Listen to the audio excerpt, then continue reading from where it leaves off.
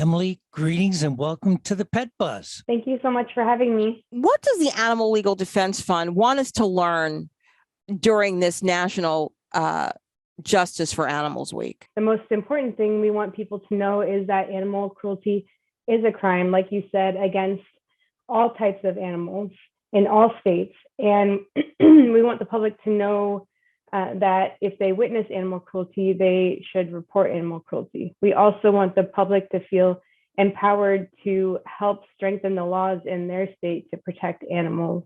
And finally, we wanted to acknowledge and highlight the professionals who are working every day to fight for justice on behalf of animal victims. From my experience, just proving cruelty is a very difficult thing to do. There are a lot of different factors that come into play, but like you mentioned, veterinarians are so crucial to these cases and are very important in bringing the evidence to bear in these cases. Each year, the event features an animal whose experience with the justice system illustrates the law's power to help animals. Okay, so who is your spokes animal this year, and can you tell us a story? This year's spokes animal is Sam the Ram. He was a part of a case out of Washington State that involved more than 50 animals of different species who were found to be malnourished and not being provided proper husbandry. And so they were removed from the property, and the individual who was caring for them was charged with animal cruelty. Samuel was very malnourished, very thin, and as he gained weight, his overgrown horns were restricting his neck movement and causing abrasions on his neck.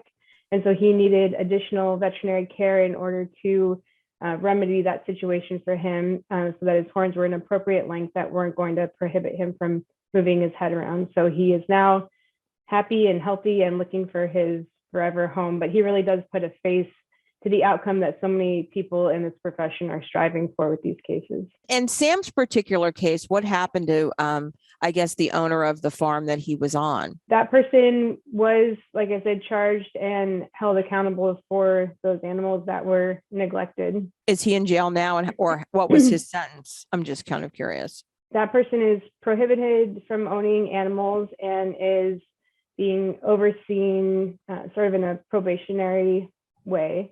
And really, I'll just say from our perspective, we're looking at sentencing on behalf with the animal's interest in mind. And we really are proponents of that possession ban being a part of the sentence, because that's going to protect the animal from future harm, that victim animal. And our legislative department is working on increasing the states that have that as part of their sentencing law. I'm curious, with COVID right now, with people's anxiety being at a higher level, are you seeing an increased number of cases? There are an increased number of cases involving domestic violence and child abuse, as well as animal cruelty. Those crimes tend to co-occur. And over COVID, we did see an increase nationally in domestic violence concerns and child abuse concerns. And because we know they co-occur with animal cruelty, we do believe there is likely an increase in that as well. So additionally, the annual Week of Awareness highlights Americans' top animal defenders, which includes a list of prosecutors, judges, law enforcement officials, animal rescuers, lawmakers, animal legal advocates, which I think are really cool. I want to ask you another question about that, as well as other people who champion the cause of animal victims. Can you share a few names with us and tell us who these superheroes are and where they're located? We have a veterinarian, Dr. Susan Norris, who's in Illinois, whose reports in these cases, her forensic veterinary reports, brought investigations to a new level in her jurisdiction, and in more than one occasion revealed domestic violence that was co-occurring in those cases.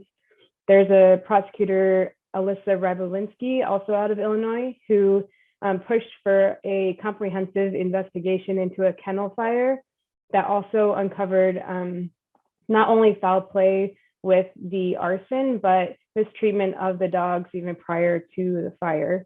And finally, there's a Stephanie Kendrick, who is the public policy person for the Hawaiian Humane Society, and she helped pass 3 really important laws this past year.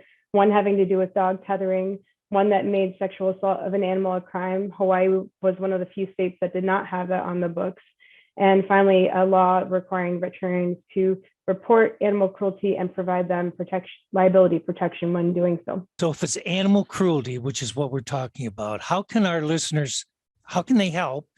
What actions can they take to raise awareness about animal crimes and victims in the area and reporting, just like we've tried to have some conversation about already?